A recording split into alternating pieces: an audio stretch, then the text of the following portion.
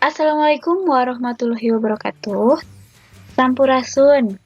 Tepang deui sareng simkuring sapertos biasa dina pedaran materi pangajaran bahasa Sunda. Dina danget ieu simkuring bakal medar perkara narjemahkeun. Nanging sateu acan diteraskeun, sateu acan medar materi, simkuring teu oleh umajak ka saderek sadaya kanggo ngarojong ieu kanal ku cara di-subscribe, like sareng dibagikeun linkna ka balarea. Hatur nuhun anu parantos subscribe anu teu acan diantos. Supados teu nyangkolong teu kana waktos, hayu urang langsung wae kana pedaranana nyaeta perkara narjemahkeun. Jirangan kahiji.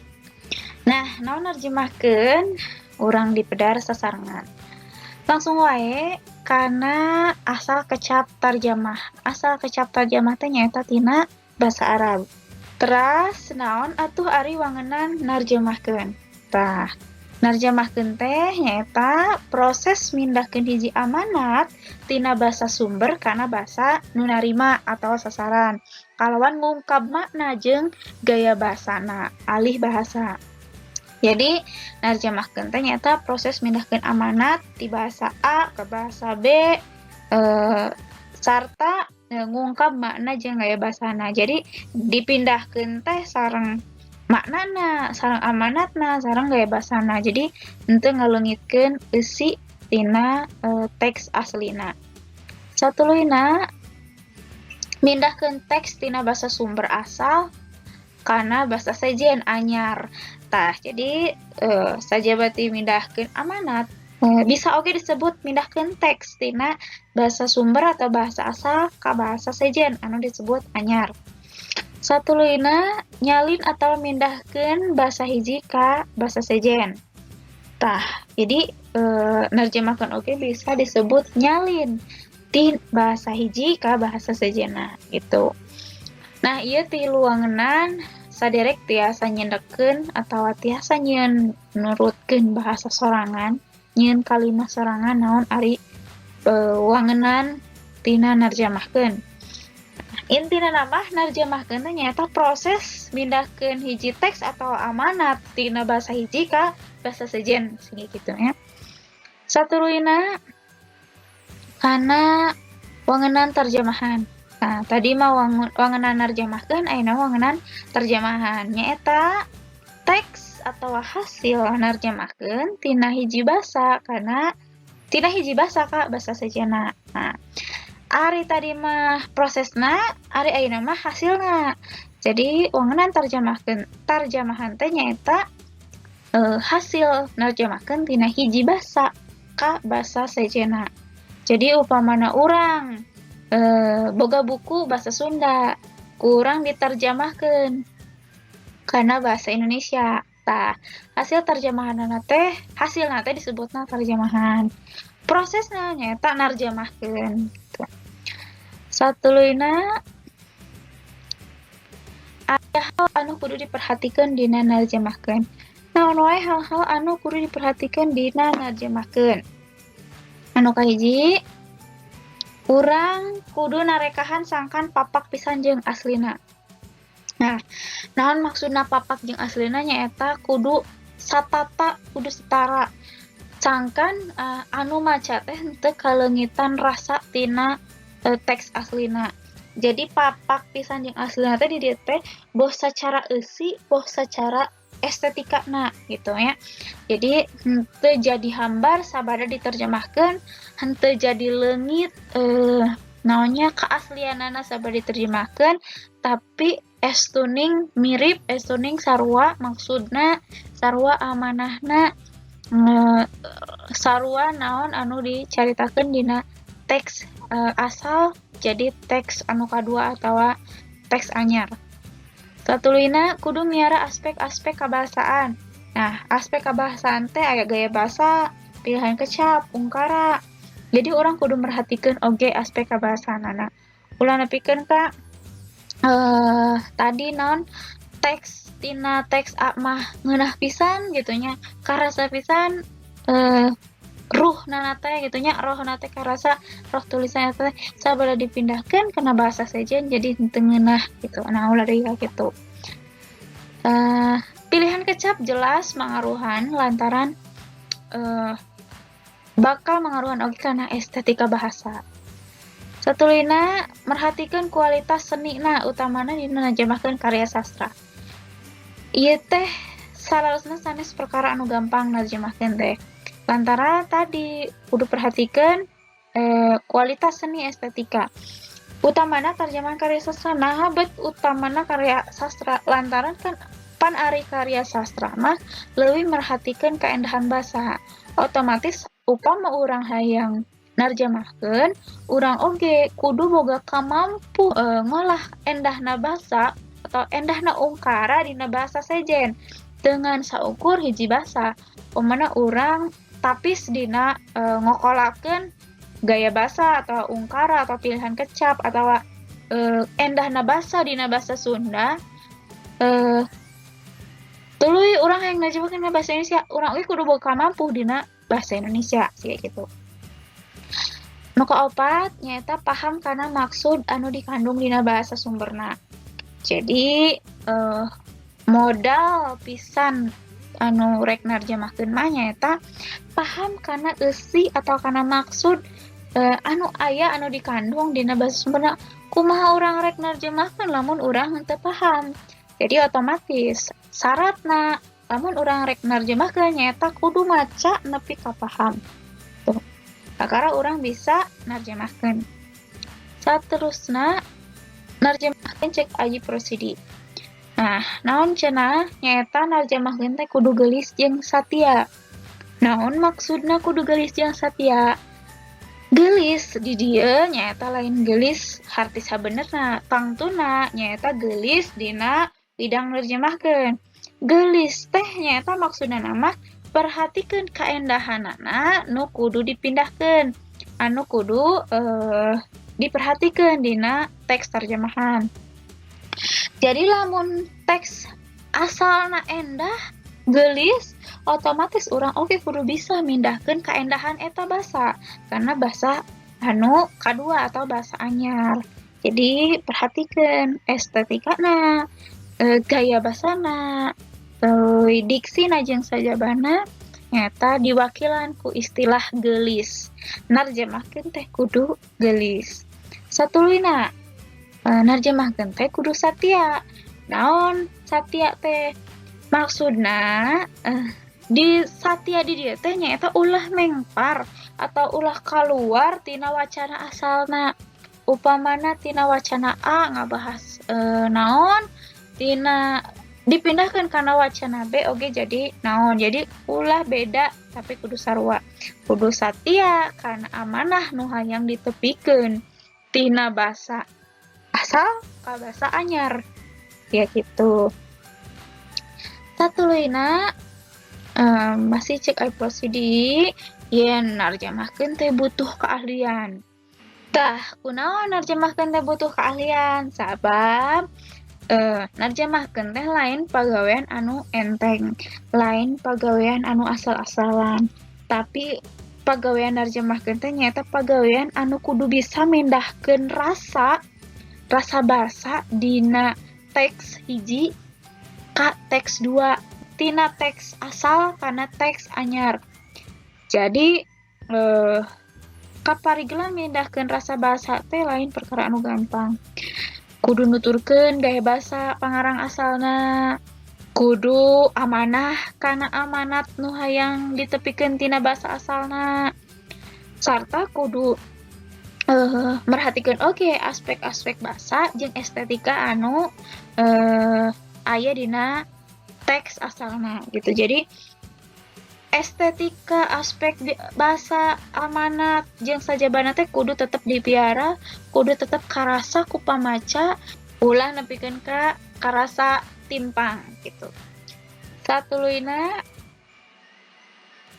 tujuan narjamahkeun teh nyaeta pikeun naon? Sangkan balarea atau masyarakat pamaca bisa milu maca kana eta karya dina basa sejen nu leuwih dipikaharti. Upamana urang hayang maca ngeunaan sajarah, tapi si buku eta teh dina bahasa Walanda. Ngarti sih urang sautak saeutik, tapi bakal leuwih merenah macana lamun maca dina basa nu ku urang leuwih dipikaharti. Boh basa Sunda atau basa Indonesia upamana. Tah eta salah sahiji tujuan ayana terjemahan atawa ayana proses nerjemahkeun. Sangkan barea teh leuwih nikmat macana dina basa nu leuwih dipikaharti.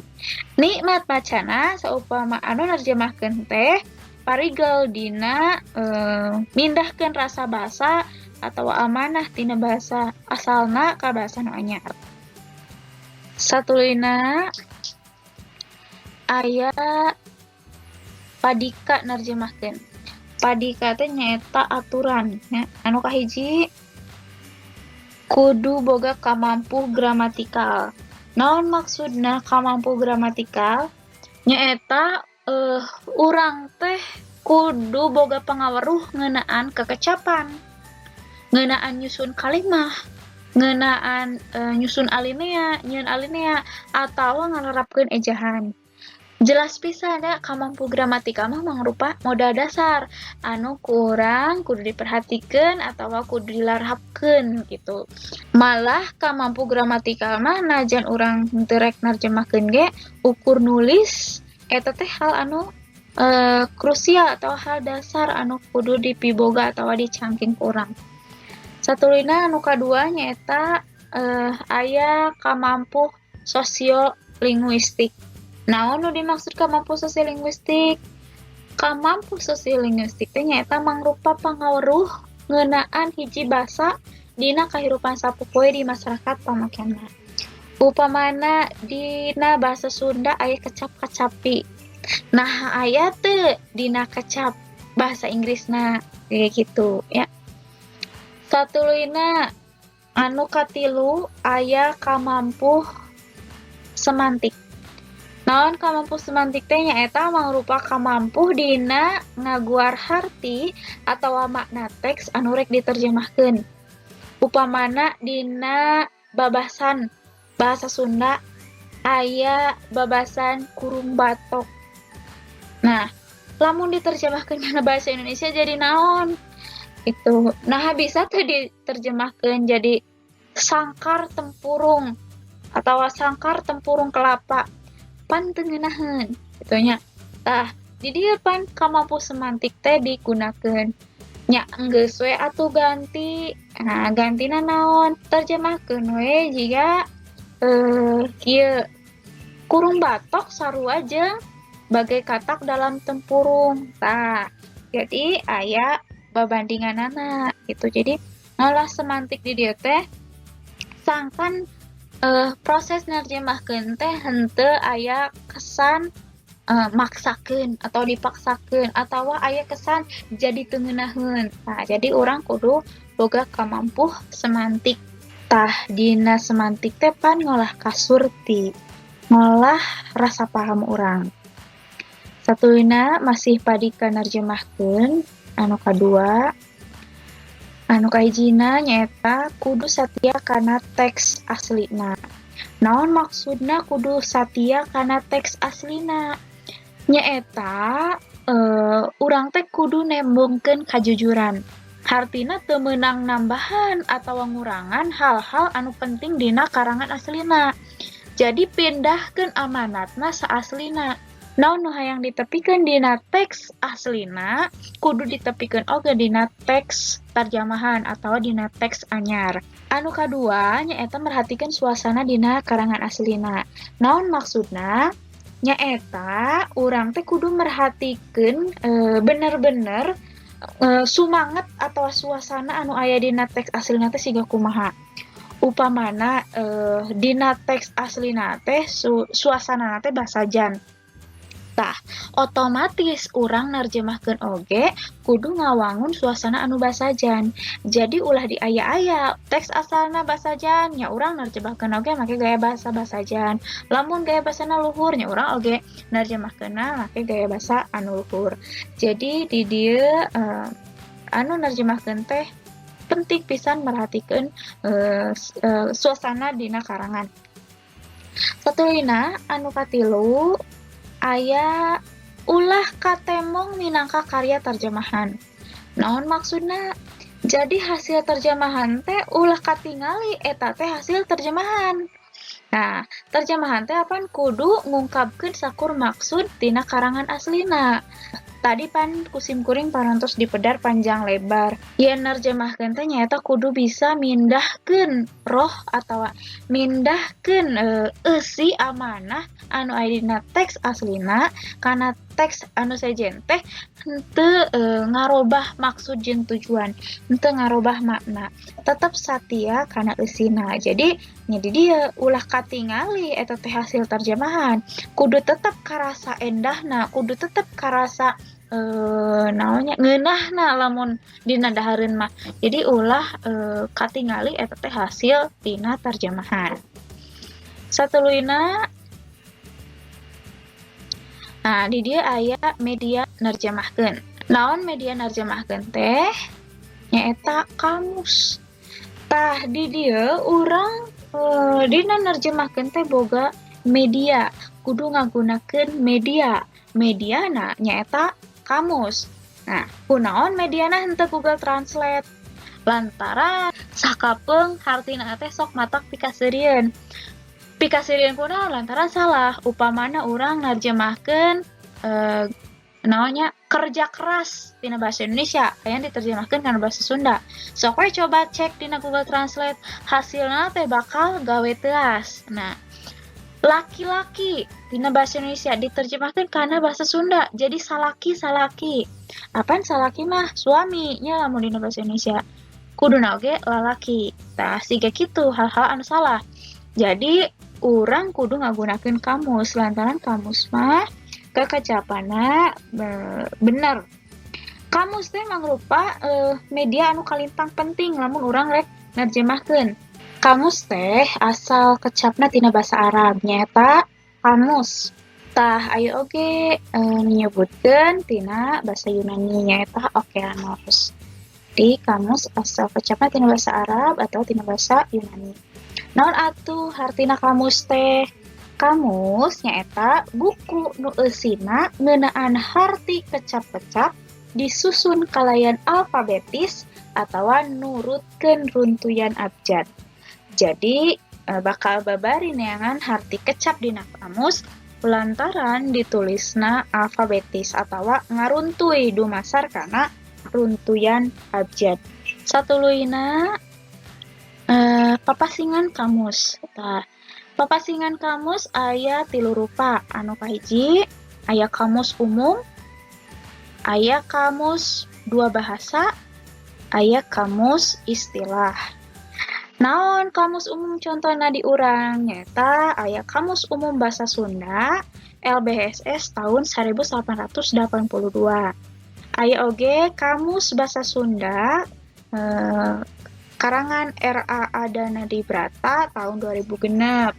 Satuluina contoh kamus 2 bahasa aya Kamus Lengkap Indonesia Sunda, Sunda Indonesia, Sunda karangan Budi Rahayu Tamsah tahun 2003. Aya oge Sundanese English Dictionary karangan R.R. Harjadi Brata tahun 2003. Aya oge A Dictionary of the Sunda Language of Java karangan Jonathan tahun 1862. Satuluina kamus istilah sastra, ieu contoh kamus istilah. Nah, jadi kamus istilah mah khusus sina ngeunaan istilah-istilah dumasar kana kategorina. Upamana we ieu kategorina sastra, berarti kamus istilah sastra Sunda. Karangan Iskandar Wasid tahun 1882. Satuluina kamus istilah ilmuning basa Sunda karangan Sudarya tahun 2003. Satuluina aya runtuyan kagiatan nerjemahkeun. Ieu penting pisan kudu diperhatikeun nalika urang rek nerjemahkeun. Anu kahiji mariksa atawa analisis. Ya. Naon nu disebut atawa naon nu dimaksud mariksa atawa analisis? Nyata dipake pikeun ngaguar amanat anu rek diterjemahkeun. Nah, proses analisis ieu teh nyaeta proses urang neuleuman atawa ngaguar teks asli dibaca, diperhatikan, nepi ka paham, nepi ka ngarti, amanat naon anu hayang ditepikeun dina eta teks. Nah, di jerona teh berarti urang analisis gramatikalna, wangun kalimahna jiga kumaha, tuluy analisis oge semantikna, tuluy neangan oge atau nganalisis oge harti konotatif denotatifna. Jadi dina proses mariksa atau analisis ieu teh bener-bener urang neuleuman merhatikeun boh tina amanat, boh tina gaya basa, tina gramatikal, tina semantik, tina konotatif denotatif yang sajabana bener-bener diperhatikeun. Tujuanna naon? Sangkan nalika urang prung narjamahkeun, urang geus paham naon maksudna, urang geus paham oge siga kumaha gaya bahasana, geus paham oge gramatikal atawa semantikna, kitu oge aya naon wae harti konotatif jeung denotatif dina eta teks gitu. Jadi urang geus moal bingung deui. Anu kadua nyaeta aya mindahkeun atawa transfer. Maksudna nyaeta masualkeun prak-prakan hasil analisis anu dipindahkeun tina basa sumber kana basa terjemahan. Tah, nepikeun ka ngahasilkeun reaksi anu sarua jeung teks aslina. Jadi mindahkeun di dieu teh nyaeta mindahkeun teks tina basa hiji kana basa sejen bari jeung dina prak-prakanana urang ngalarapkeun atawa ngamalkeun hasil tina analisis tadi, tina mariksa tadi. Satuluyna nu katilu nyaeta ngawangun deui. Nah, ngawangun deui nyaeta medar rupa-rupa gaya basa jeung teknik nu bisa dipake pikeun ngahasilkeun gaya basa nu luyu. Jadi ngawangun deui oge kudu dumasar kana hasil analisis tadi. Tah eta runtuyan kegiatan narjamahkeun ti mimiti mariksa mindahkeun nepi ka ngawangun deui. Jadi tilu runtuyan ieu teh kudu diperhatikeun.